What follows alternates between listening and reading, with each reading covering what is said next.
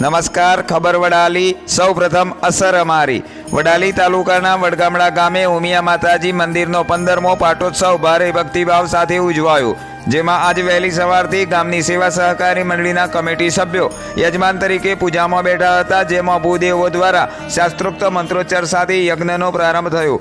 આજના યજ્ઞમાં યજ્ઞ ભગવાનની પૂજા સવારથી લઈ સાંજના સમય સુધી પૂજા અર્ચના કરવામાં આવી હતી. યજ્ઞના અંતે યજ્ઞ ભગવાનને આહુતિ આપી યજમાનો દ્વારા આખરી હોમ કરવામાં આવ્યો હતો. ત્યારે વડગામડા ગામે બિરાજમાન જગતજનની ઉમિયા માતાજી મંદિરની સ્થાપના તો 1973માં થઈ હતી, પરંતુ છેલ્લા 14 વર્ષથી પાટોત્સવના દિવસે યજ્ઞ કરાય છે. ત્યારે આજે 15મા પાટોત્સવની ઉજવણી કરવામાં આવી હતી.